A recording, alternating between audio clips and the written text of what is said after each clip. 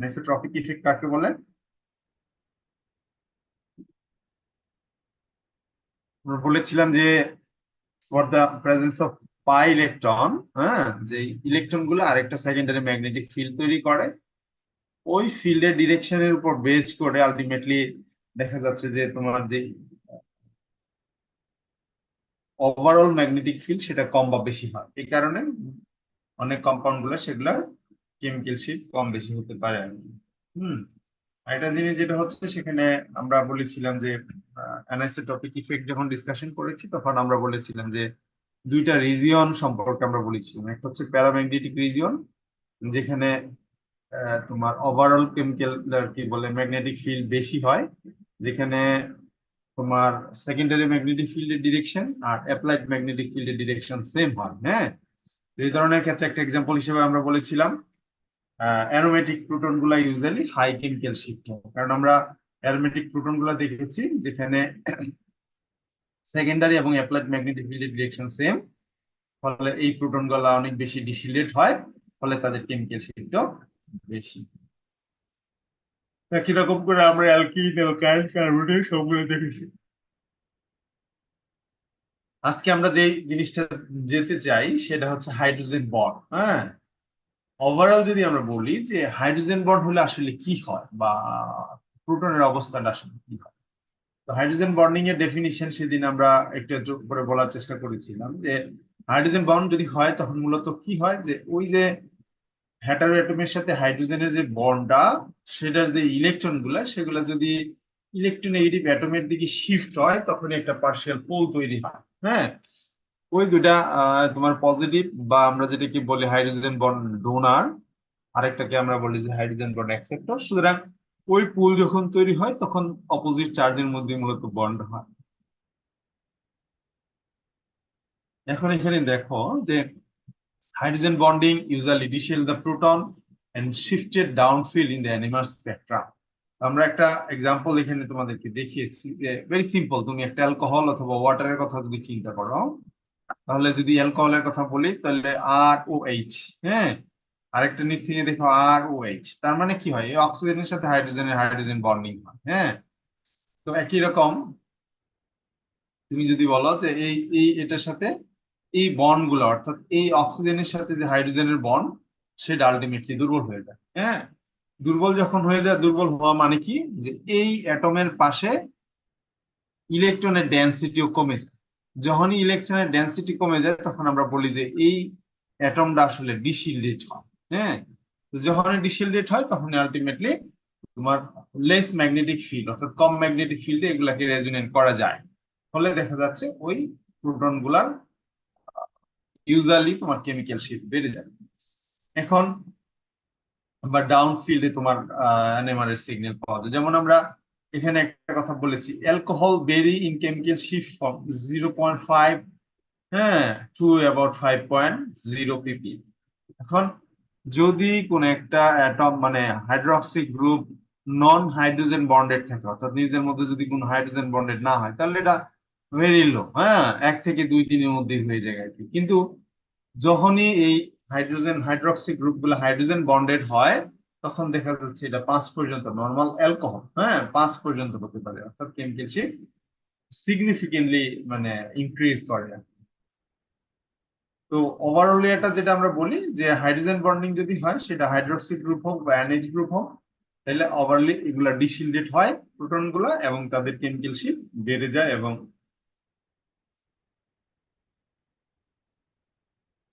লো magnetic ফিল্ডে দেখা যাচ্ছে আসলে প্রোটন প্রোটনের জন্য সিগন্যালটা পাওয়া যায়। এখানে নিচে দেখো আরেকটা কথা আমরা বলেছি যে ডি টু এইচ এক্সচেঞ্জেবল পিক, হ্যাঁ, যেমন হচ্ছে OH proton of the alcohol and NH amine disappear upon shaking with deuterium oxide। এখন এই রকম প্রোটন যেহেতু এগুলা অনেক বেশি পোলারাইজড হয়, পোলারাইজ বলতে আমরা যেটা মিন করেছি যে হেটারো অ্যাটমের সাথে হাইড্রোজেনের বন্ডের ইলেকট্রন গুলো যখন হেটারো অ্যাটমের দিকে অক্সিজেন অথবা নাইট্রোজেনের দিকে টেনে নিয়ে আসে তখন বন্ডটা হয়ে যায় দুর্বল। এখন যদি এই ধরনের ক্ষেত্রে যে ডিউটেরিয়াম বা ডিউটেরিয়াম ওয়াটার যেটা আমরা বলি আর কি, ডিউটেরিয়াম ওয়াটার দিয়ে যখন ওই স্যাম্পলটাকে শেক করা হয় তখন ওয়াটারের ডিউটেরিয়ামটা কি করে, ওই প্রোটনের সাথে এক্সচেঞ্জ হয়ে যায়। হ্যাঁ, ফলে দেখা যাচ্ছে যে যদি এই ধরনের অবস্থা হয় তখন আর এনএমআর এই ওএইচ এর সিগন্যাল আর পাওয়াই যায় না। কারণ যেহেতু ওখান থেকে হাইড্রোজেনটা ডিউটেরিয়ামের সাথে এক্সচেঞ্জ হয়ে যাচ্ছে, আর তখন আলটিমেটলি আর ওই স্যাম্পলের মধ্যে হাইড্রোজেনটা থাকে না। অথবা আমরা আরেকটা যেভাবে বলি যে এত কুইক যে এই ডিউটেরিয়াম হাইড্রোজেনের এক্সচেঞ্জটা হয় যে এটা মেশিন আর ডিটেক্ট করতে পারে না। ফলে অনেক সময় বিশেষ করে যদি এরকম প্রোটন থাকে এবং পোলার কোনো সলভেন্ট দিয়ে মেজার করা হয়, যেমন ওয়াটার অথবা মিথানল, হ্যাঁ, ডিউটেরেটেড মিথানল, তখন প্রোটনের এক্সচেঞ্জ গুলো খুব কুইক হয়। তখন আলটিমেটলি আর এই হাইড্রোজেন গুলো অনেক সময় মেশিন ডিটেক্ট করতে পারে না। এটা একটা কমন ফেনোমেনা আর কি, যে প্রোটেক সলভেন্ট যদি দিয়ে নরমালি যদি এই ধরনের কম্পাউন্ড বা ফাংশনাল গ্রুপ গুলো অ্যানিমাল মাপা হয়, তখন অনেক সময় মেশিনে দেখা যাচ্ছে ওএইচ এর সিগন্যাল গুলো মিসিং হয়।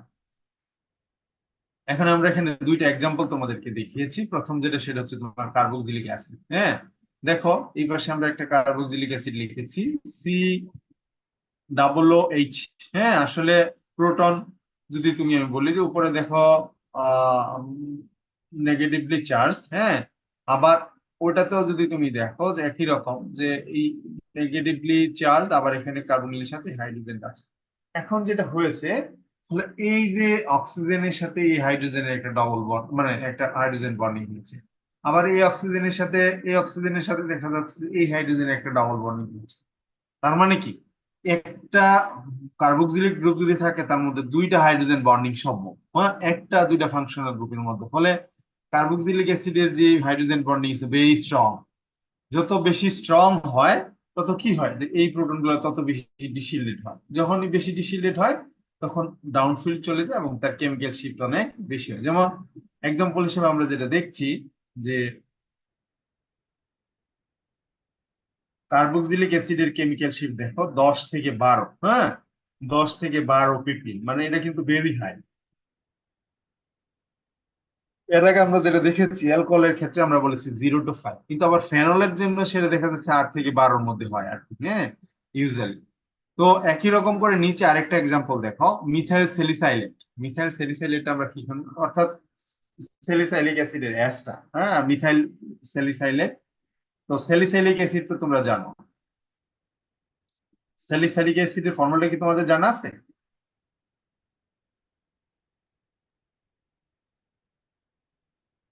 কেউ বলতে পারছো না? তো মিথাইল স্যালিসাইলেট হচ্ছে তোমার একটা বেনজিন রিং থাকবে, তার একটা কার্বক্সিলিক গ্রুপ থাকবে, তার পাশে অর্থাৎ অর্থো পজিশনে একটা হাইড্রোক্সি গ্রুপ থাকবে। যখনই তোমার এই কার্বক্সিলিক গ্রুপটা যখন মিথানলের সাথে রিয়েকশন করলে আসলে এই ওএইচ থাকে, সেটা আসলে মিথাইল গ্রুপ দিয়ে রিপ্লেস হলে যেটা হয় সেটাকে আমরা বলছি মিথাইল স্যালিসাইলেট।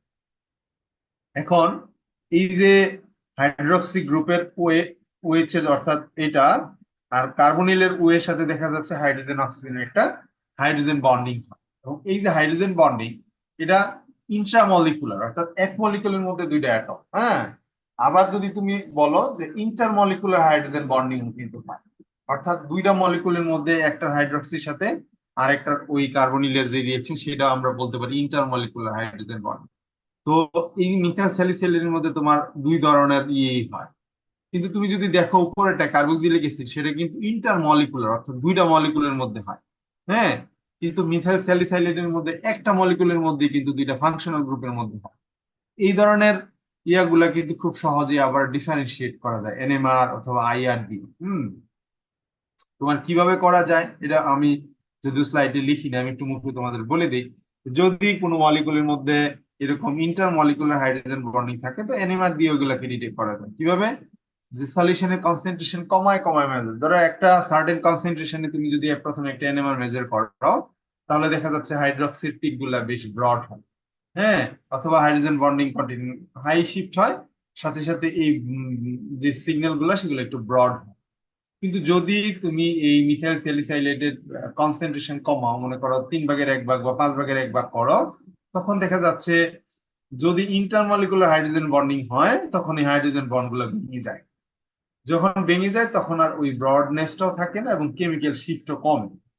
কিন্তু যদি ইন্টারমলিকুলার হাইড্রোজেন বন্ডিং হয়, যতই ডাইলিউট করো, হ্যাঁ, কিন্তু তোমার ওই ব্যান্ড একই রকম থাকবে, অর্থাৎ ব্রডও থাকবে, সাথে সাথে কেমিক্যাল শিফটও চেঞ্জ হবে।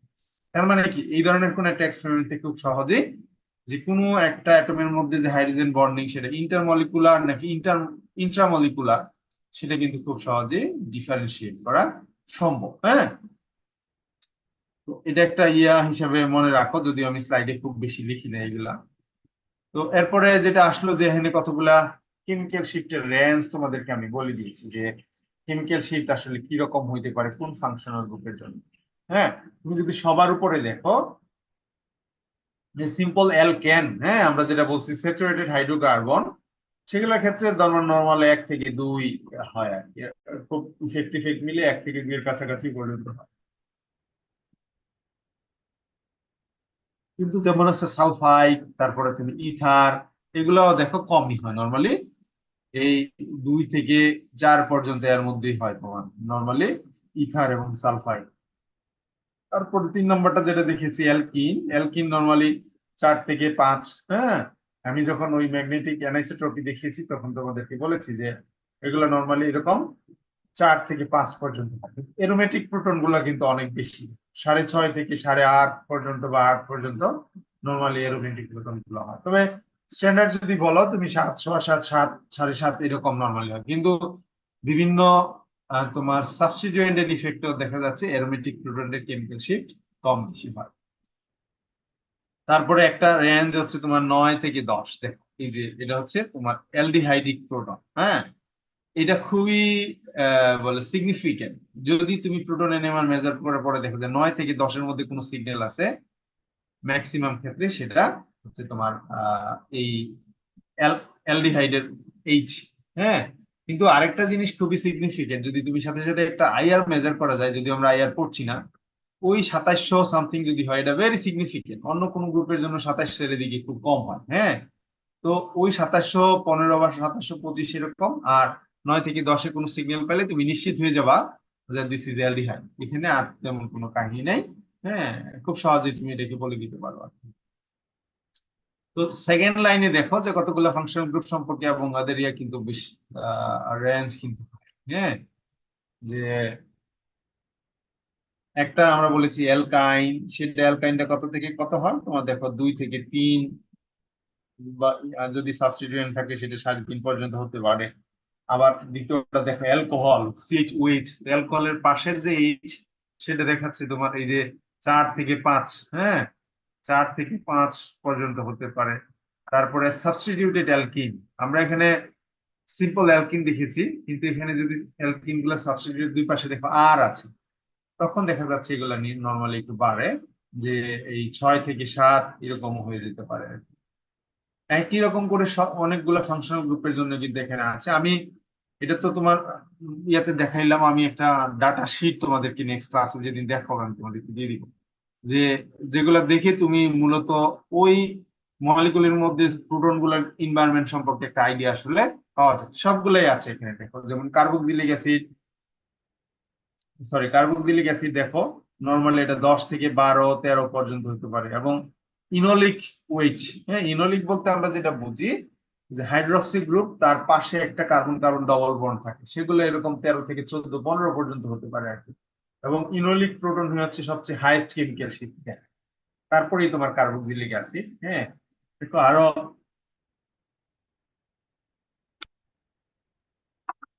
কয়েকটা প্রোটনের সম্পর্কে আছে, যেমন তোমার অ্যামাইডের প্রোটনটা একটু হাই হয়, অ্যালকোহলের যেমন লং রেঞ্জ আমরা বলেছিলাম যে 0.5 থেকে 5 পর্যন্ত হয়, দেখছো একটু আগে কিন্তু আমরা দেখিয়েছিলাম আর কি। হ্যাঁ, তারপরে আরেকটা জিনিস আবার নিচে দেখো যে পিএইচ ওএইচ অর্থাৎ ফেনোলিক ওএইচ, হ্যাঁ, সেগুলো একটা ব্রড রেঞ্জ পর্যন্ত দেখায়। আর বড় কারণ হচ্ছে যে বিভিন্ন ধরনের সাবস্টিটিউয়েন্ট, আরেকটা হচ্ছে যে হাইড্রোজেন বন্ডিং হওয়ার কারণে দেখা যাচ্ছে অনেক বেশি ব্রড হয় সিগন্যাল গুলো, এনএইচ, অর্থাৎ নিচের যে জিনিসগুলো আছে প্রত্যেকটা জিনিসে হাইড্রোজেন বন্ডিং হয়। এবং হাইড্রোজেন বন্ডিং হলে যেটা হয় যে এই এনএমআর এর সিগন্যাল গুলা ব্রড হয়, এবং ব্রড হওয়ার সাথে সাথে একটা রেঞ্জ, অর্থাৎ একটা লম্বা রেঞ্জের মধ্যে দেখা যাচ্ছে সিগন্যাল গুলা, অর্থাৎ চেঞ্জেবল আর কি, যে আহ, বিভিন্ন ইফেক্টে দেখা যাচ্ছে তার যে কেমিক্যাল শিফটমেন্টটা বেশ লার্জ আর কি। অর্থাৎ একটা রেঞ্জ জুড়েই এই সিগন্যাল গুলো আলটিমেটলি পাওয়া যায়। এবং এখানে যেটা আমরা দেখিয়েছি আর কি, for the sample in CDCl3 solution the delta scale is relative to the TMH at 0 equal, অর্থাৎ এখানে যেটা বলছে যে এটা একটা তোমার সব সময় যে একই ধরনের সলভেন্ট দিয়ে NMR মাপা হয় এরকমটা না। হ্যাঁ, যে কম্পাউন্ড যে ধরনের সলভেন্টে সলিবল সেই ধরনের কম্পাউন্ড মানে সলভেন্টই আসলে NMR মেজার করার জন্য ইউজ করা হয়।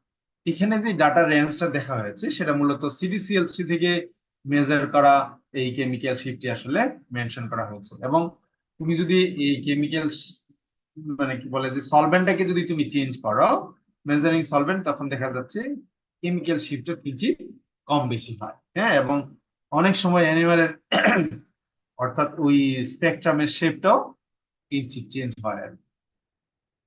এই রেঞ্জটা প্রোটন অ্যানিমালের তোমাকে মনে রাখতে হবে। হ্যাঁ, এটা আমি আমি যদি স্পেসিফিক ডাটা লিখে দিই এরকম সফটওয়্যার দেখায় তাহলে হয়তো তোমাদের একটু সহজ হবে। আমি নেক্সট ক্লাসে তোমাদেরকে আমি এটা ইয়ে করে দিব আর কি, একটা শিটের মতো করে দিব, তোমরা পরে এটা একটু মনে রাখতে হবে। তাহলে আমরা যখন স্পেকট্রাম নিয়ে কথা বলবো বা স্পেকট্রাম দেখে কোনো একটা কম্পাউন্ডকে আইসোলেট করার চেষ্টা করবো তখন তোমাদের জন্য একটু সহজ হবে। এনিওয়ে, আমরা নেক্সট স্লাইডে যাই। যে এখন আমরা যে জিনিসটা পড়ছি সেটা হচ্ছে স্পিন স্পিন কাপলিং। তোমরা তো যেহেতু আগে পড়েছো এগুলা তোমরা জানো যে কোন একটা ম্যাগনেটিক্যালি এফেক্টিভ NMR অ্যাক্টিভ নিউক্লিয়ায় যখনই তোমার স্ট্রং ম্যাগনেটিক ফিল্ডে থাকে তখন সে কি করে আরেকটা অ্যাডজাসেন্ট নিউক্লিয়ার সাথে সে কাপলিং এ যায়। হ্যাঁ, এই যে কাপলিং, যে একটা আরেকটার সাথে কাপলিং করে সেটাকে আমরা বলি হচ্ছে স্পিন স্পিন কাপলিং অথবা মাল্টিপ্লিসিটি অফ দ্য সিগন্যাল। যখনই কাপলিং করে তখন সিগন্যালটা দেখা যাচ্ছে চেঞ্জ হয়। যেমন এখানে ভিন্ন ধরনের স্প্লিটিং প্যাটার্ন আমি তোমাদেরকে বলেছি, অথবা মাল্টিপ্লিসিটি, যেমন যদি কোনো কাপলিং না হয় তাহলে এটাকে আমরা বলছি সিংলেট, যদি পাশের একটার সাথে কাপলিং করে তখন সেটাকে আমরা বলছি ডাবলেট। হ্যাঁ, যদি পাশে দুইটার সাথে কাপলিং করে তখন তোমার সেটাকে আমরা বলছি ট্রিপলেট, যদি তিনটার সাথে করে তখন সেটাকে আমরা বলছি কোয়াড্রেট। এছাড়াও আরো অনেকগুলা মাল্টিপ্লিসিটি আমরা ইউজুয়ালি ইউজ করি, যেমন ডাবলেট ফর ডাবলেট, অর্থাৎ একটা সিগন্যালের জন্য ডাবলেট পাইলা, সেটা যখন পাশের আরেকটা প্রোটনের সাথে কাপলিং করে তখন সেটাকে আমরা বলি ডিডি, অথবা ডাবলেট ফর ডাবলেট বা ডাবলেট অফ ডাবলেট। হ্যাঁ, আবার doublet of triplet, triplet of doublet, a lot of signal বা ইয়ার আসলে পাওয়া সম্ভব। এখন কি ধরনের প্রোটন গুলো আসলে কাপলিং এ আসে? এই যে আমরা বললাম যে যখনই কাপলিং হয় তখনই সিগন্যাল বা মাল্টিপ্লিসিটি প্যাটার্ন গুলো এরকম। দেখো আমি এখানে অনেকগুলো প্রোটন দেখিয়েছি, যেমন জেমিনাল কাপলিং। জেমিনাল কাপলিং কোন কাপলিং গুলা? যদি কোনো দুইটা ইন্টারেক্টিং নিউক্লিয়াই যদি একই কার্বনের সাথে থাকে তখন সেটা বলা হচ্ছে জেমিনাল কাপলিং। এই জেমিনাল কাপলিং গুলাকে আরেকটা নাম দেওয়া হয় যে এটা হচ্ছে two bond coupling. Two bond কাপলিংটা কিরকম দেখো, যেমন এই কার্বন হাইড্রোজেন একটা বন্ড, আবার কার্বন হাইড্রোজেন, তাহলে এই দুইটা হাইড্রোজেন কাপলিং করে তখন সেটাকে আমরা বলছি হচ্ছে টু বন্ড কাপলিং বা জেমিনাল কাপলিং। মনে রাখো হ্যাঁ, যে যদি দুইটা হাইড্রোজেন একই কার্বনের সাথে থাকে, হ্যাঁ, এবং তারা নিজেরা যদি কাপলিং করে তখন সেটাকে আমরা বলছি হচ্ছে জেমিনাল কাপলিং অথবা টু বন্ড কাপলিং। ঠিক আছে, এখন তোমার খুব সঙ্গত কারণেই তোমার মনে প্রশ্নের উদ্বেগ হইতে পারে যে স্যার এটা তো একই কার্বনের মধ্যে, হ্যাঁ, এবং তারা তো ইকুইভ্যালেন্ট হওয়ার কথা, তাহলে কাপলিং কিভাবে করবে? এই জিনিসগুলো আমরা একদম আরো আগে বলেছি যে ইউজুয়ালি কোনো ইকুইভ্যালেন্ট প্রোটন কাপলিং এ যায় না। কাপলিং এ যায় মূলত হচ্ছে নন equivalent proton.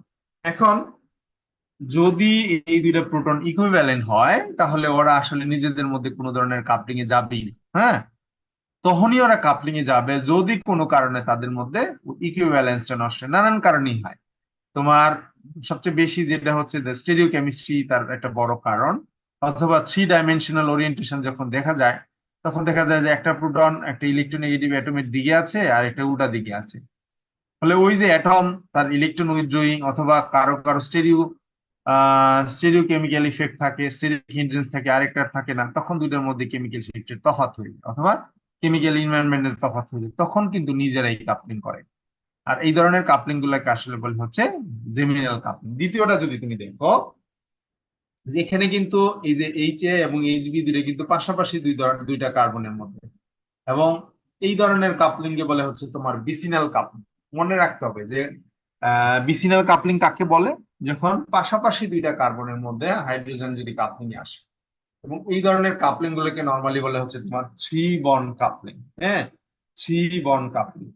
Three bond coupling গুলো দেখা যাচ্ছে খুব প্রমিনেন্টলি হয়, এবং তার কেমিক্যাল শিপ সম্পর্কে আমরা পরেই বলছি, এবং কাপলিং কনস্ট্যান্ট সম্পর্কে।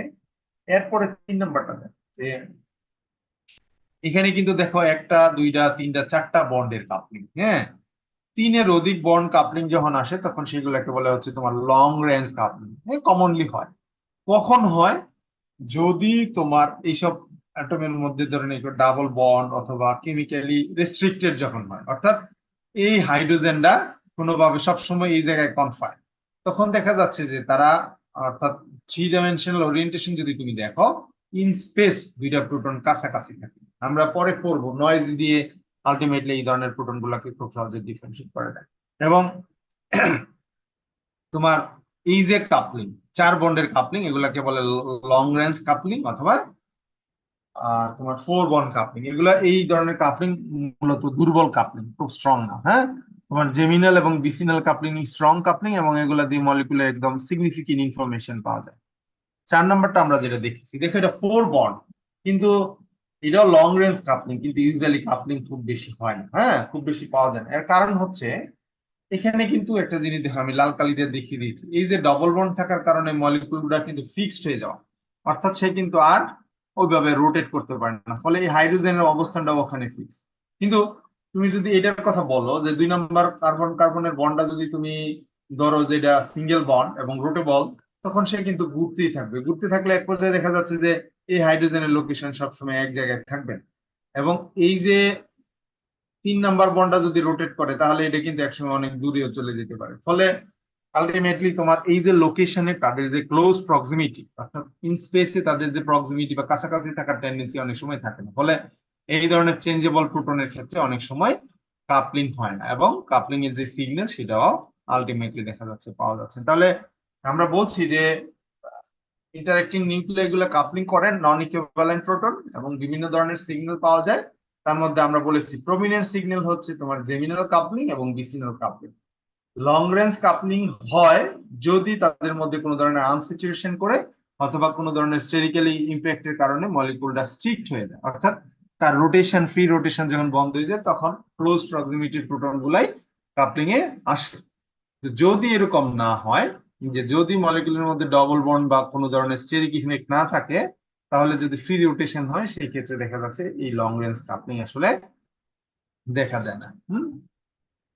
তো এখন কথাটা হচ্ছে এই যে কাপলিং হয় সেগুলা কিসের উপর বেস করে, এই যে আমরা একটু বললাম সিংলেট, ডাবলেট, ট্রিপলেট, এটাকে এক্সপ্লেইন করার জন্য একটা রুল আছে, যেটা হচ্ছে মাল্টিপ্লিসিটি রুল, অথবা অনেক সময় আমরা এটাকে বলি N+1 রুল। হ্যাঁ, তো এই যে জিনিসটা মূলত যে মাল্টিপ্লিসিটি বা সিগন্যালের কাপলিং, সেটা একটা জেনারেল ফর্মুলা আছে। যে জেনারেল ফর্মুলাটা হচ্ছে তোমার যে মাল্টিপ্লিসিটি হচ্ছে 2n(i+1). হ্যাঁ, মনে রাখতে হবে যে এইটা সবসময় মনে রাখি আমরা, যে 2n(i+1). অনেক সময় বলে যে what is mean by N+1 rule, পরীক্ষায় কিন্তু থাকে। হ্যাঁ, হ্যাঁ, ধরো 1 নাম্বার বা 2 নাম্বারের জন্য এক্সপ্লেন করে দিতে বলতে পারে, একটা পরীক্ষার প্রশ্ন হিসেবে থাকতে পারে।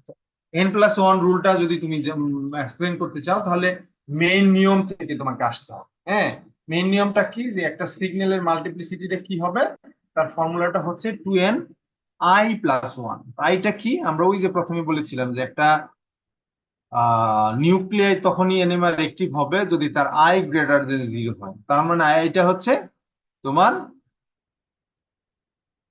নিউক্লিয়ার স্পিন কোয়ান্টাম নাম্বার, মনে আছে?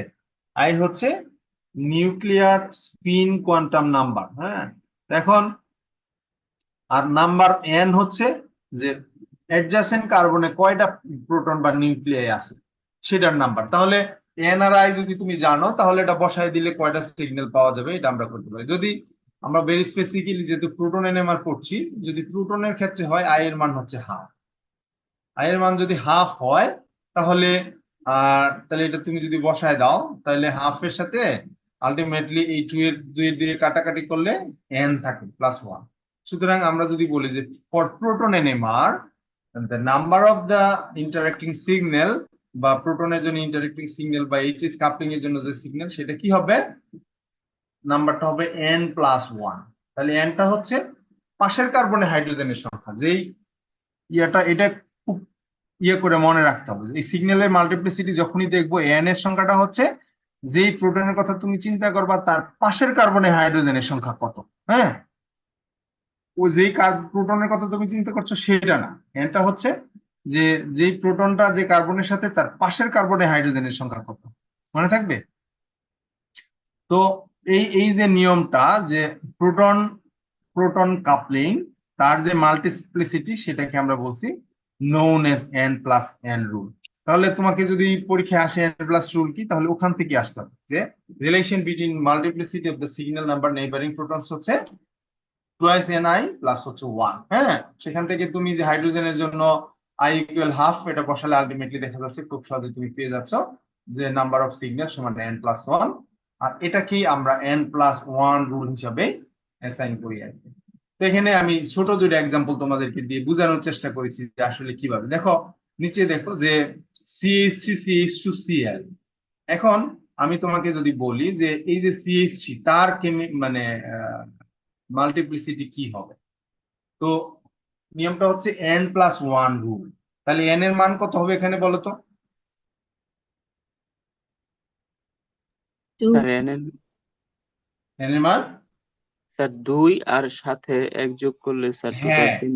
অর্থাৎ তুমি কনফিউশনটা যাতে না হয়, এই CH3 টার জন্য যদি তুমি ইয়া করো, এন এর ভ্যালুটা হচ্ছে পাশের কার্বনে হাইড্রোজেনের সংখ্যা কত। এখানে আছে 2 আর ওই সূত্রের 1 যদি এটার সাথে দাও তাহলে 3। তার মানে এই CH3 টা তুমি যদি এনএমআর মেজার করো তাহলে এরকম একটা ট্রিপলেট পাবা। হ্যাঁ, আর এটা যদি দেখো CH2 এর ক্ষেত্রে, তাহলে যে পাশের কার্বন হাইড্রোজেনের সংখ্যা হচ্ছে 3, তাহলে 3 এর সাথে 1 যোগ করলে কোয়াড্রেট। তার মানে এটার সিগন্যালটা হবে, সরি, এটার সিগন্যালটা হবে এরকম একটা কোয়াড্রেট, তাই না? তো সুতরাং তুমি যখন নাম্বার অফ প্রোটন দেখবা তখন এখান থেকে খুব সহজেই তুমি ওই প্রোটনের জন্য করেসপন্ডিং সিগন্যাল গুলো কি হতে পারে তুমি খুব সহজেই পাশের কার্বনে দেখো। আরেকটা আমি একটু তোমাদেরকে দেখিয়েছি যে এটা হচ্ছে তোমার ইথাইল অ্যাসিটেট। এই CH3 এর পাশের কার্বনে দেখো কোনো হাইড্রোজেন নাই। হ্যাঁ, হাইড্রোজেন নাই, তার মানে হাইড্রোজেনের সংখ্যা হচ্ছে 0। আর সূত্রের জন্য যে একটা 1 সেটা তো থাকবেই। সুতরাং এই CH3 টা আসলে একটা সিংলেট হিসাবে আসবে। আর এরপরে যে একটা CH2 আছে, এটার পাশের কার্বনে কয়টা হাইড্রোজেন আছে? 3টা। তাহলে এন এর মান যদি তুমি 3 ধরো আর এটার জন্য 1, তারপরে এটা হবে 2। সুতরাং তুমি ওই সিগন্যাল দেখে আন্দাজ করতে পারবা যে আলটিমেটলি ওই হাইড্রোজেনের অ্যাডজেসেন্ট কার্বনের মধ্যে কয়টা প্রোটন আসবে। সুতরাং এই ধরনের মাল্টিপ্লিসিটি এনএমআর স্পেকট্রাম অ্যানালাইসিসের জন্য খুব গুরুত্বপূর্ণ আর কি। এখন এই হলো স্পিন স্পিন মাল্টিপ্লিসিটি। যে স্পিন মাল্টিপ্লিসিটি নরমালি আমরা এন প্লাস রুল রাখি, মনে রাখি নরমাল প্রোটন এনএমআর ক্ষেত্রে। এখন সিগন্যাল দেখেও কিন্তু আমরা খুব সহজে আন্দাজ করতে পারি যে এটা আসলে এটা জেনুইন ডাবলেট নাকি সিংলেট নাকি ট্রিপলেট নাকি এটা একটা ডাবলেট ফর ডাবলেট। নানান রকম সিগন্যালের কথা আমরা বলেছি, সেগুলা বোঝার জন্য একটা যে ওই সিগন্যাল গুলার ইন্টেন্সিটির উপর বেস করে দেখা খুব সহজে আন্দাজ করা যায় আর কি। তুমি স্লাইডটা দেখে তুমি বুঝতে পারছো যে যদি এরকম একটা ইন্টারেক্টিভ কাপলিং তার পাশের কার্বনে যদি কোনো হাইড্রোজেন না থাকে তাহলে এটা একটা অনেক সময় এন প্লাস 1 রুল বা এরকম আমরা যদি বলি যে সিগন্যাল হিসাবে একটা সিগন্যাল আসবে সেটা হচ্ছে একটা সিংলেট। হ্যাঁ, কিন্তু যদি এটার পাশে আরেকটা হাইড্রোজেন থাকে, যেখানে দেখাইছি কার্বনের সাথে যদি আরেক পাশে কার্বনের একটা হাইড্রোজেন থাকে, তখন সে কিন্তু এরকম একটা সিগন্যাল ভেঙে এরকম একটা ডাবলেট তৈরি করে, যেটা আমরা তার রেশিও হচ্ছে 1:1। এখন যদি তার পাশে দুইটা হাইড্রোজেন থাকে, দেখো এটা আমরা চিন্তা করছি যে এই প্রোটনের ক্ষেত্রে যদি পাশের কার্বনে দুইটা হাইড্রোজেন থাকে তখন এন প্লাস 1, তার মানে এন এর মান 2 হলে একটা ট্রিপলেট আকারে আসে। তখন কিন্তু সিগন্যাল এরকম 3টা সিগন্যাল এরকম ট্রিপলেট ভাগ হয়ে যায়। ইন্টারেস্টিং জিনিস হলো যে এখন সিগন্যালের রেশিও কিন্তু দেখো আর সেম নাই। এই যে 1, 2 আর 1, তার মানে রেশিওটা হবে এই যে মাঝের সিগন্যালটার ইন্টেন্সিটি হবে পাশের গুলার ডবল।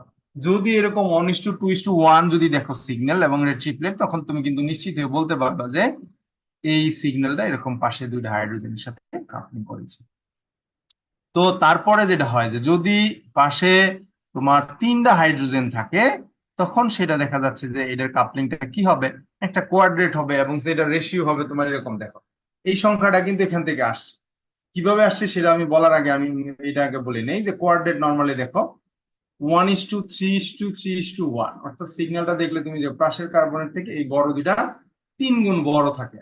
হ্যাঁ, এবং এই যে রেশিওটা কিভাবে কাউন্ট করা হয় দেখো, যে যখনই এটা ভেঙে 3 হয় তখন যেটা হয় যে এই যে দুইটা ইন্টারেক্টিং, ধরো এটার সাথে তো এই পাশে আর কিছু নাই, ফলে 1:1, কিন্তু 2 যখন আসে এই এক যোগ করে 2, হ্যাঁ, এটার পাশে দেখা যাচ্ছে আর কিছু নাই, ফলে এটা 1।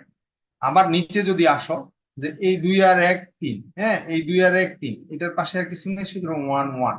হ্যাঁ, সুতরাং এই ধরনের গুণে গুণে আলটিমেটলি তুমি খুব সহজে বলতে পারবে। যদি আরো বেশি হইতো, এটার পাশে যদি তুমি দেখতে যে 4টা থাকতো, তাহলে তো তুমি কুইন্টেট অর্থাৎ 5টা সিগন্যাল তুমি পাইতা। তখন রেশিওটা কি হইতো? 1:4:6:4:1। এখন তোমার এই রেশিওটা কিভাবে গুনতা?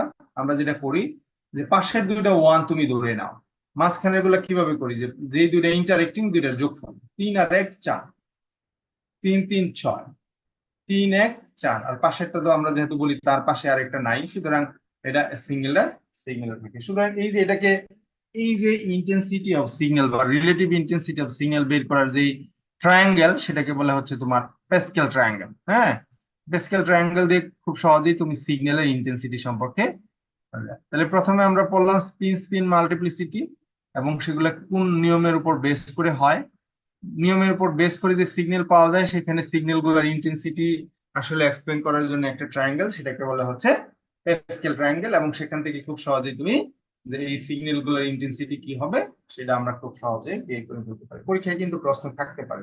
হ্যাঁ, স্পিন স্পিন কাপলিং বলতে তুমি কি বুঝো, অথবা n+1 রুল বলতে কি বুঝো, সিগন্যালের ইন্টেন্সিটি তুমি কিভাবে বাইর করবা, যেটা তখন তোমাকে কিন্তু খুব সহজে বলতে হবে যে আমরা ইউজুয়ালি এনএমআর যে সিগন্যালের সেখানে এই স্প্লিটিং প্যাটার্ন, এবং ওটা আমরা খুব সহজেই প্যাসকেল ট্রায়াঙ্গেল দিয়ে আসলে তার সিগন্যালের ইন্টেন্সিটি গুলো সম্পর্কে পাই। প্যাসকেল ট্রায়াঙ্গেলটা কি, তখন তুমি এটাকে ড্র করে দিবা আর কি। হ্যাঁ,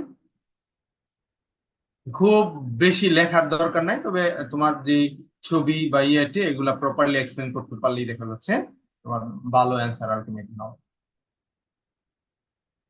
এখন যেই টার্মটা আসে স্পিন স্পিন মাল্টিপ্লিসিটির পরে যে টার্মটা আসে, সেটাকে বলা হচ্ছে তোমার কেমিক্যাল শিফট। হ্যাঁ, কেমিক্যাল শিফট বলছি, সরি, কাপলিং কনস্ট্যান্ট। হ্যাঁ, কাপলিং কনস্ট্যান্ট আসলে কি, যদি তোমাকে আমি বলি যে কাপলিং হয়, এই কথাটা আমরা বলেছি, কাপলিং করে সিগন্যাল গুলা মাল্টিপ্লিসিটি শিফটের সম্পর্কে আমরা বলেছি। তাহলে এই যে কাপলিং কনস্ট্যান্ট, এটা খুব গুরুত্বপূর্ণ একটা ইনফরমেশন।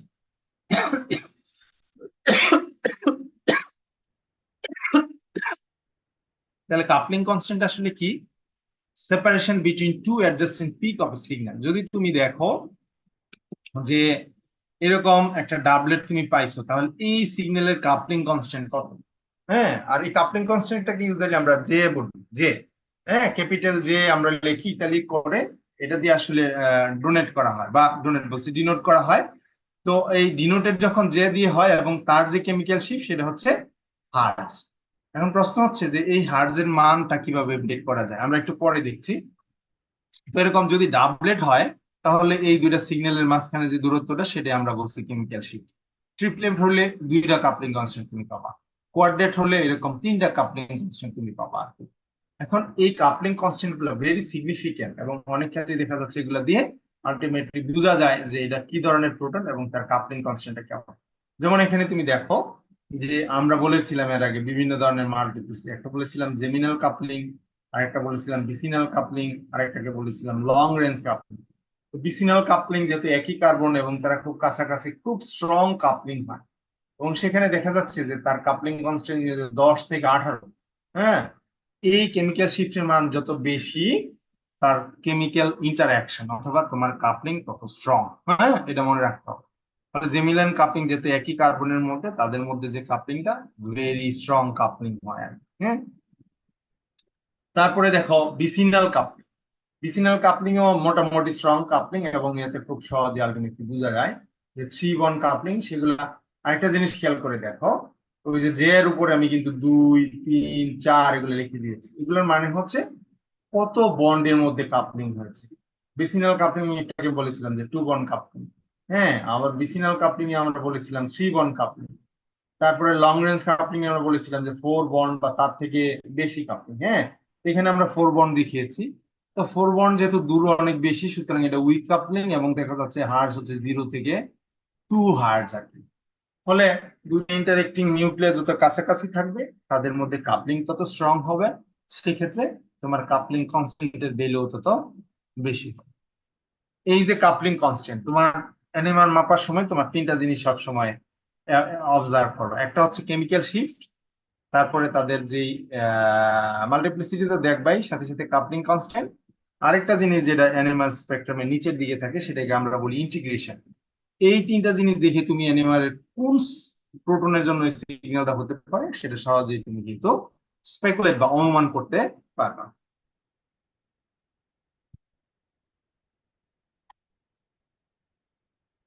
তোমরা কি আমার কথা বুঝতে পারতেছো?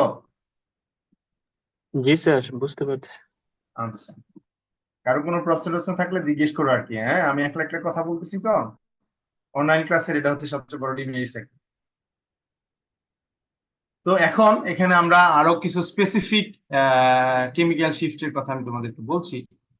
আচ্ছা, যেমন অ্যালকিন। হ্যাঁ, অ্যালকিনের ক্ষেত্রে অনেক সময় দেখো যদি বিসিনাল কাপলিং হয় তাহলে 0 থেকে 3 হার্টজ। হ্যাঁ, এখন সিস এবং ট্রান্স টু বিসিনাল কাপলিং যদি এরকম হয় তাহলে দেখা যাচ্ছে যে বিসিনাল না, সরি, এটা আসলে জেমিনাল হবে। হ্যাঁ, এটা আমরা একটু চেঞ্জ করি।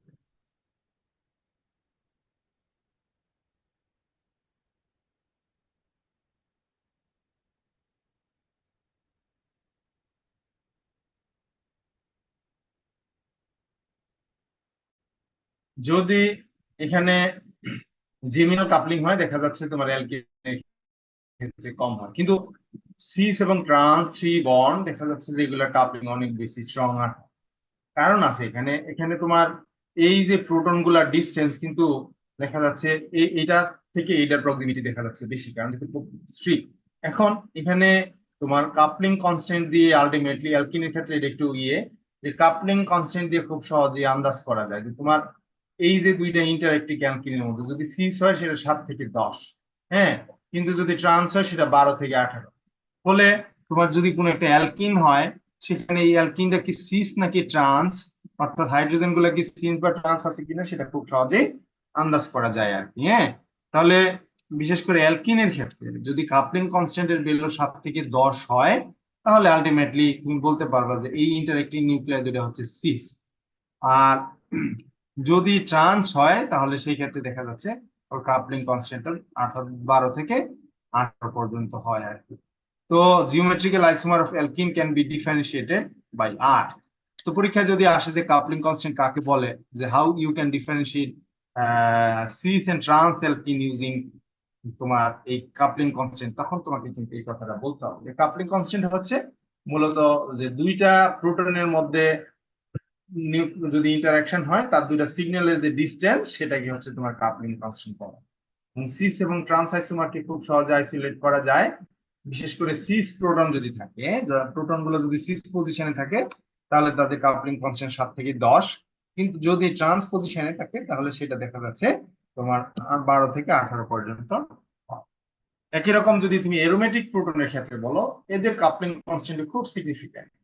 যদি তোমার অর্থ পজিশনে দুইটা ইন্টারেক্টিং কাপলিং হয় 3 বন্ড তাহলে সেটা দেখা যাচ্ছে তোমার 7 থেকে 10। যদি মেটা কাপলিং হয় সেটা 2 থেকে 3। এবং প্যারা এই কাপলিং খুবই দুর্বল কাপলিং, অনেক সময় এই কাপলিং তুমি অবজার্ভই করা যায় না। হ্যাঁ, তাহলে সবচেয়ে প্রমিনেন্ট কাপলিংটা সেটা হচ্ছে তোমার অর্থ কাপলিং, এবং সেটা তোমার 7 থেকে 10 হার্টজ পর্যন্ত হতে পারে। সুতরাং তোমার অ্যারোমেটিক প্রোটনের কাপলিং দেখলে খুব সহজে তুমি সিগন্যালের স্প্লিটিং দেখলে বুঝতে পারবা যে এই ইন্টারেক্টিং প্রোটন দুইটা কোন পজিশনে আছে। হ্যাঁ, অর্থ পজিশনে নাকি মেটা পজিশনে নাকি প্যারা পজিশনে আছে। সুতরাং ওখান থেকে কিন্তু তুমি আন্দাজ করে বলে দিতে পারবা যে আলটিমেটলি এই ইন্টারেক্টিং প্রোটন গুলো অর্থ অথবা মেটা অথবা প্যারা। এর কারণ দেখো যে বন্ড ডিসটেন্স যত বাড়ছে কাপলিং তত দুর্বল হয়েছে এবং তার ভ্যালু কিন্তু আলটিমেটলি কমেছে। সুতরাং তুমি সিস এবং ট্রান্স যেমন আলাদা করতে পারবা, সেখানে তোমার অর্থ মেটা প্যারা প্রোটন গুলাকেও এনএমআর এর কাপলিং কনস্ট্যান্ট দিয়ে তুমি খুব সহজে আলাদা করতে পারো।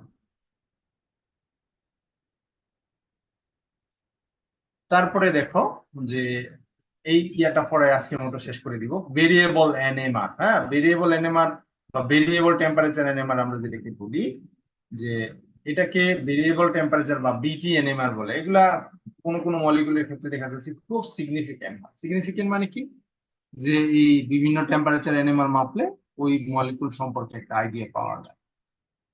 তোমাকে এটা বলার আগে একটু বলে নিই, নিচে যে স্ট্রাকচারটা দেখো, এটা আমরা বলি হচ্ছে সাইক্লোহেক্সেন, তাই না? সাইক্লোহেক্সেন, তো তার দুইটা কনফরমেশন আসলে নরমালি পাওয়া যায়, একটা হচ্ছে সিস এবং ট্রান্স কনফরমেশন। বা এই কনফরমেশন গুলার আবার খুব কুইকলি কি করে, তোমার ফ্লিপিং হয়, একটা কনফরমেশন থেকে আরেকটা কনফরমেশনে চেঞ্জ হয়। এই যে সময় বা এনার্জি দিলে তাদের চেঞ্জ, ফলে তোমার অ্যাক্সিয়াল এবং ইকুইটোরিয়াল প্রোটন গুলাকে এনএমআর দিয়ে খুব সহজে ডিফারেন্সিয়েট করা যায় না। এখন আমরা আসি যে আসলে কি বলতে চাই, যে in dynamic situation where a proton changes its environment faster than the absorption processes. Absorption process বলতে ওই যে এনএমআর এর যে প্রিন্সিপাল তোমাদেরকে বুঝিয়েছিলাম, যে ওটাতে রেডিয়েশন দিলে একটা স্পিন স্টেট থেকে আরেকটা স্পিন স্টেটে কনভার্সন হয়, হয়ে তার যে এনার্জি সেটা সে অ্যাবজর্ব করে, আবার ছেড়ে দিলে ওই করেসপন্ডিং এনার্জি সিগন্যাল পাওয়া যায়। ফলে যদি দুইটা কেমিক্যাল প্রোটনের মনে করো যে ডিফারেন্ট, কিন্তু একটা আরেকটার সাথে কুইক চেঞ্জ হয়, তখন মেশিন আর ডিটেক্ট করতে পারে না সে আসলে কোন অবস্থায় আছে।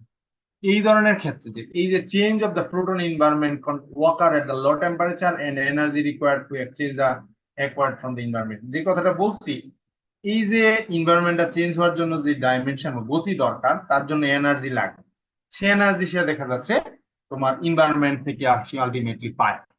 এখন যদি তুমি চিন্তা করো যে না, আমি এই এনভায়রনমেন্ট থেকে টেম্পারেচার বা এনার্জি পাওয়াটা বন্ধ করবো, তাহলে তোমাকে কি করতে হবে, অনেক লো টেম্পারেচার এনএমআর মাপতে হবে, যেখানে রুম টেম্পারেচার থেকে কম।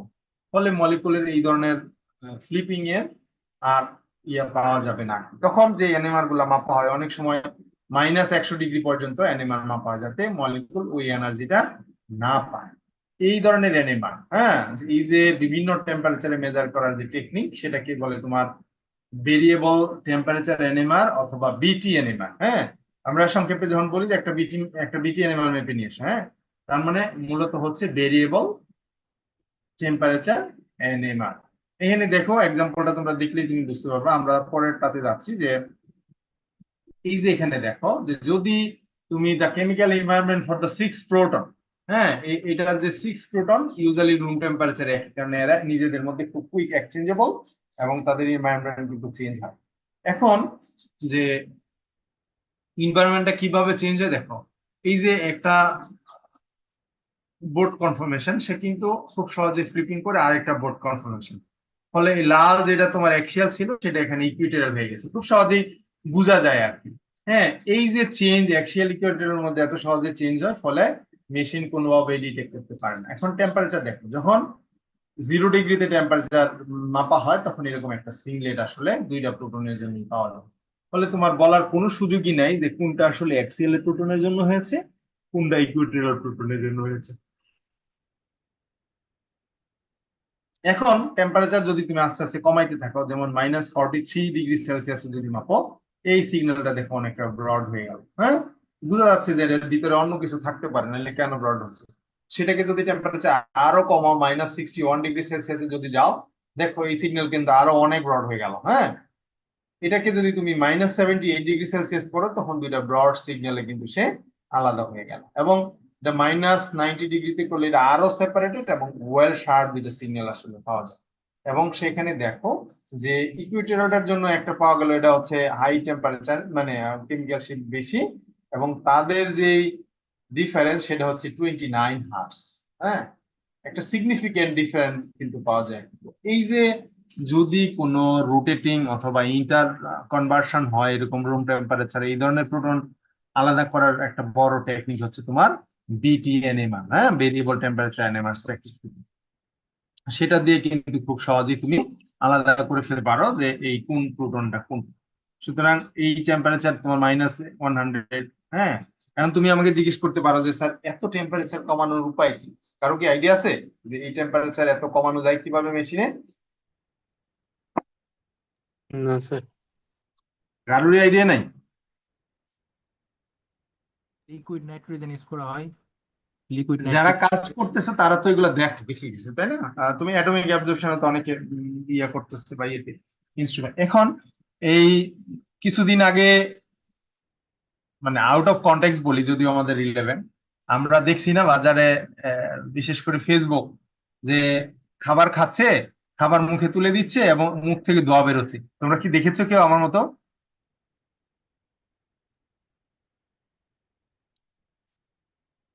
কারো কি চোখে পড়েছে এরকম কোনো ভিডিও ফেসবুকে? কেউই দেখো নাই, হ্যাঁ। আমি দেখেছি খাবার খাচ্ছে, খুব মজা করে এটার মধ্যে দিছে, মুখের মধ্যে দিছে, ধোঁয়া বেরোচ্ছে। খুবই সাবধান, এগুলা খুবই অ্যালার্মিং আর কি। হ্যাঁ, অ্যালার্মিং হচ্ছে এই কারণে বলছি যে ওই যে তোমার যে ধোঁয়া বেরোচ্ছে যেটা দেখছো, এটা মূলত হচ্ছে তোমার লিকুইড নাইট্রোজেন। লিকুইড নাইট্রোজেন গুলা যখন তোমার ছোটবেলায় পড়ছো, মানে ইন্টারমিডিয়েটে যখন পড়ছো কেমিস্ট্রি, থমসন ইফেক্ট। থমসন ইফেক্টটা হচ্ছে যে যদি কোনো একটা গ্যাসকে কম্প্রেস করার জন্য খুব কুইক ছেড়ে দেওয়া হয়, তখন টেম্পারেচার অনেক কমে যায় এবং ওটা গ্যাস থেকে লিকুইড হয়ে যায় আর কি। তো ওই যে নাইট্রোজেন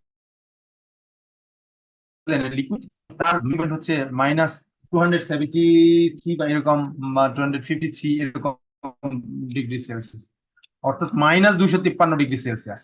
তো ওই ইয়াগুলা যখনই তোমার ওই এনএমআর এর ইয়ার ভিতরে আমরা লিকুইড নাইট্রোজেন দিয়ে দেই, এবং তার দিয়ে আলটিমেটলি তার ফ্লো দিয়ে এই টেম্পারেচার কমানো হয়ে থাকে আর মেশিনের মধ্যে। এবং তুমি কত কমাতে চাও সেই অনুসারে তোমার এই লিকুইড নাইট্রোজেনের ফ্লো দেওয়া হয়।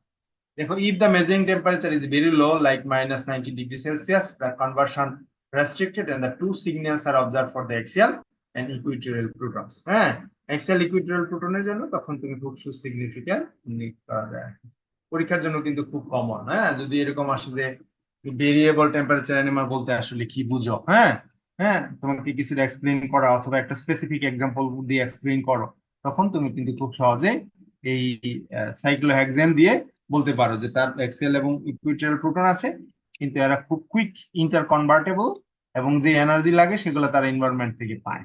সুতরাং ডিফারেন্সিয়েট করার জন্য যদি আমরা টেম্পারেচার কমাইতে থাকি, একসময় দেখা যাচ্ছে সিগন্যাল গুলো ব্রডেন হয় এবং তারা সেপারেটেড হয়ে, এবং -90 ডিগ্রিতে দেখা যাচ্ছে ওয়েল সেপারেটেড দুইটা সিগন্যাল পাওয়া যায়, যার মধ্যে হাই কেমিক্যাল শিফট হচ্ছে তোমার ইকুইটোরিয়াল প্রোটন, এবং আর জন্য এক্সিএল এর জন্য যেটা। এখন তোমার প্রশ্ন হইতে পারে যে স্যার, অ্যাক্সিয়ালটা বেশি কেন, ইকুইটোরিয়ালটা কম কেন? এটা একটা স্টেরিওকেমিক্যাল ইফেক্ট। যদি আমরা এনএমআর পড়াচ্ছি, তোমার এই পাশের কার্বনে কিন্তু আরেকটা হাইড্রোজেন আছে। হ্যাঁ, এখানেও কিন্তু একটা ইকুইটোরিয়াল প্রোটন আছে, কিন্তু ইকুইটোরিয়াল প্রোটন গুলা দুই ডিরেকশন থাকে, কিন্তু এক্সিয়াল দুইটা কাছাকাছি থাকে, ফলে একটা আরেকটার সাথে ইন্টারেক্ট করে একটা ক্রাউড তৈরি করে। যখন এই ক্রাউড তৈরি করে কিঞ্চিত, অর্থাৎ ইকুইটোরিয়ালটা থেকে অ্যাক্সিয়াল গুলা কিঞ্চিত শিল্ডেড হয়, ফলে অ্যাক্সিয়াল গুলো দেখা যাচ্ছে ইকুইটোরিয়াল থেকে কেমিক্যাল শিফট কমে যায়। সুতরাং এটা দিয়ে তুমি সরাসরি এক্সপ্লেইন করতে পারো যে সাইক্লোহেক্সেনের তোমার অ্যাক্সিয়াল প্রোটন গুলার কেমিক্যাল শিফট ইকুইটোরিয়াল প্রোটনের থেকে কম। তো আরো আছে first order spectrum, second order spectrum, হ্যাঁ, এগুলো একটু পড়ে তারপরে আমরা কার্বন-13 পড়বো আর কি। তো আজকে যেগুলো পড়লাম মোটামুটি, তোমাদের যদি কোনো প্রশ্ন থাকে অথবা কোনো কনফিউশন থাকে আমাকে বলতে পারো। আমার ধারণা নাই, যেহেতু তোমরা আগে ওইগুলো পড়েছো, আগে তো এই জিনিসগুলো তোমরা পড়েছিলে, তাই না? স্যার বাকিগুলা পড়ছিলাম, কিন্তু স্যার লাস্টে যে টপিকটা ছিল এটা নতুন লাগছে স্যার, এই যে টেম্পারেচারের যে বিষয়টা আর কি। টেম্পারেচার এগুলা মূলত তোমার এনএমআর তো কাছাকাছি হবে, আমরা অ্যাডভান্স যেগুলা এগুলা পরে পড়বো আর কি। হ্যাঁ, তোমার কোজি 2D এনএমআর স্পেকট্রাম তো পড়ো নাই, পড়ছো? সেগুলা আমরা পরের দুইটা ক্লাসে আশা করি। কার্বন-13 পড়েছিলে? জি স্যার, কার্বন-30 পড়ছি। কার্বন থার্টিন পড়ছো? কার্বন-13 তারপরে আমরা 2D এনএমআর গুলো যখন পড়বো তখন মনে হবে একটু। তো ভেরিয়েবল টেম্পারেচারটা, এটা তোমাদের জন্য নতুন আর কি, একটু সিরিয়াসলি পড়ো। হ্যাঁ, মূলত ভেরিয়েবল টেম্পারেচার এনএমআর দিয়ে খুব সহজেই আমরা এই ডাইনামিক প্রোটন, হ্যাঁ, আরো এরকম এক্সাম্পল আছে, বই খুঁজে পাবা। যেমন তোমার ডাইমিথাইল ফরমাইড আমরা এক্সাম্পল হিসেবে ছাত্রদেরকে পড়াই। তো সেখানে দুইটা প্রোটন এরকমই ইন্টার কনভার্টেবল, যদি তুমি টেম্পারেচার কমাও তখন দেখা যাচ্ছে এই দুইটা সিগন্যাল খুব সহজে আলাদা করা যায়। তো আজকে এখানে শেষ করে দেই, যদি তোমাদের কোনো প্রশ্ন থাকে আলাপ করতে পারো। হুম।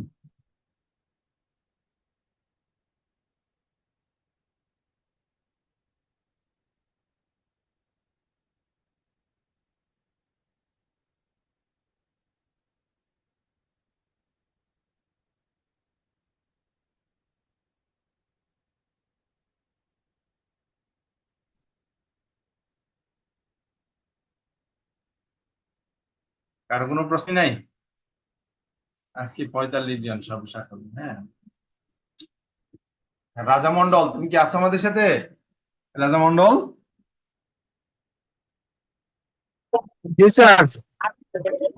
কি অবস্থা? তুমি কি আমার কথা বুঝতে পারো?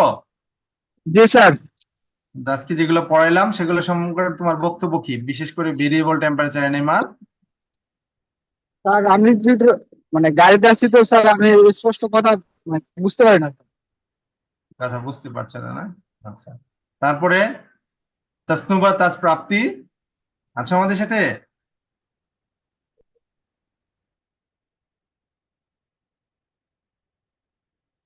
প্রাপ্তি ও মনে হয় ব্যস্ত, হ্যাঁ, জাস্ট জয়েন করে আসছে আর কি। তো ঠিক আছে, হ্যাঁ, তাহলে নেক্সট দেখি, নেক্সট দিন যেদিন দেখা হয় সেদিন আমি তোমাদেরকে আবার এগুলো নিয়ে কথা বলবো না আর কি। তো ভালো থাকো। ওকে জি স্যার। ওকে, ওকে, আল্লাহ হাফিজ।